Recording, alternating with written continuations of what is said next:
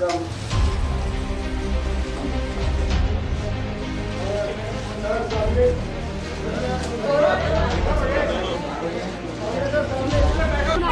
Party का आदेश हो।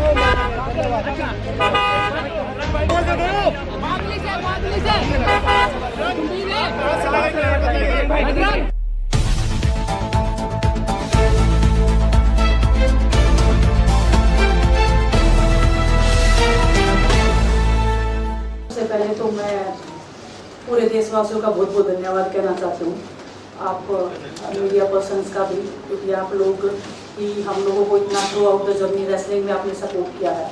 तो मैं उम्मीद करती हूँ कि मैं आपकी उम्मीदों पे खरा उतरूँ बिल्कुल। और कांग्रेस पार्टी का मैं बहुत बहुत धन्यवाद करती हूँ, क्योंकि जब बोलते हैं ना कि बुरे टाइम में पता लगता है कि अपना कौन है। जब हम रोड पे घसीटे जा रहे थे तो छोड़ के बीजेपी को, देश में जितनी भी पार्टियां हैं वो हमारे साथ में थी, हमारे दर्द को समझ पा रही थी, हमारे आंसुओं को समझ पा रही थी। मैं बहुत प्राउड फील कर रही हूँ कि मैं एक ऐसी पार्टी में, एक ऐसी विचारधारा में हूँ जो महिलाओं के साथ हो रहा अन्याय और उनके साथ बुरे बर्ताव के खिलाफ खड़ी है। वो लड़ाई लड़ने के तैयार है, सड़क से लेकर संसद तक। और मैं विश्वास दिलाती हूँ पूरे देशवासियों को कि जो मेहनत, जो लगन से हमने रेसलिंग में काम किया है, हम चाहते हैं कि देश के हर एक नागरिक को जो दर्द, जो तकलीफ हमने झेली है, खासकर महिलाओं के लिए, हर एक उस महिला के साथ में हम खड़े हैं जो अपने आप को लाचार, अपने आप को बेबस समझती है। रेसलिंग में मैंने पूरा कोशिश किया कि मैं जितनी भी महिलाओं को, छोटी बच्चों को इंस्पायर कर सकती हूँ। मैं चाहती तो मैं जंतर मंतर पे रेसलिंग छोड़ सकती थी, और सभी लोग भी मान रहे थे, पूरा देश इस चीज़ को विश्वास कर रहा था, क्योंकि बीजेपी आईटी सेल ने उस चीज़ को साबित करने की कोशिश की थी कि हम चले हुए कारतूस हैं, हम खत्म हो गए हैं, हम पॉलिटिक्स कर रहे हैं। उन्होंने बोला मैं नेशनल नहीं खेलना चाहती, मैंने नेशनल चैंपियनशिप खेला। उन्होंने बोला ये ट्रायल्स दे के नहीं जाना चाहते, मैंने ट्रायल्स भी दिया। उन्होंने बोला कि ओलंपिक्स लेवल तक नहीं जाना चाहते, मैं ओलंपिक्स में गई, मैं फाइनल्स में गई। अनफॉर्चुनेटली परमात्मा को कोई और चीज़ मंजूर होगी। एक चीज़ मुझे पता है कि जब मेहनत आप करते हो तो ज़रूरी नहीं कि आपको उसी दिशा में मिले, कई बार दूसरी चीज़ों में भी आपको वो फल मिल जाता है। और परमात्मा ने मुझे मेरे देश के लोगों की सेवा करने का जो मौका दिया है, वो मैं मानती हूँ कि उससे बड़ा पुण्य का काम कोई नहीं हो सकता। मेरे लिए बहुत प्राउड की बात है, बहुत एक मैं नई पारी की शुरुआत कर रही हूँ आज से। मैं चाहती हूँ कि जो हमने फेस किया एज ए खिलाड़ी होने के नाते, उन सब खिलाड़ियों को वो चीज़ ना फेस करनी पड़े। हम उनकी लड़ाई में साथ हैं। शायद उनको आज हिम्मत मिले कि जो पार्टियां पावर में रहती हैं शायद वो साथ में नहीं खड़ी हो, लेकिन उनके बहन भाई हैं जो उनके साथ में खड़े हैं। और उन्हें पता है स्पोर्ट्स में कितना गलत होता है, नहीं बोल पाते हैं खिलाड़ी। आप हमसे देख लो, बजरंग के ऊपर डोप का बैन लगा दिया 4 साल का, सिर्फ इसीलिए कि सिर्फ उन्होंने आवाज़ उठाई थी हमारे साथ बैठ के। तो उसका भुगतान हम कर रहे हैं, आज तक कर रहे हैं, लेकिन हम डरेंगे नहीं, पीछे नहीं हटेंगे। जो लड़ाई थी वो जारी है, खत्म नहीं हुई है। कोर्ट में हमारा केस चल रहा है, वो लड़ाई भी हम जीतेंगे, जिंदगी की जंग भी हम जीतेंगे। खेल में जैसे हमने कभी हार नहीं मानी है, तो हम इस नए प्लेटफॉर्म पे जो आ रहे हैं, देश की सेवा का भाव, और सिर्फ बोलने तक सीमित नहीं रहेगा। ये हम दिल से हमने खेल किया है और दिल से हम ये काम करेंगे, जी जान से मेहनत करेंगे, अपने लोगों के बीच में रहेंगे। जो भी हम अपने लोगों का भला कर सकते हैं, चाहे कितना ही % हमारे हाथ में होगा, वो हम करने की कोशिश करेंगे।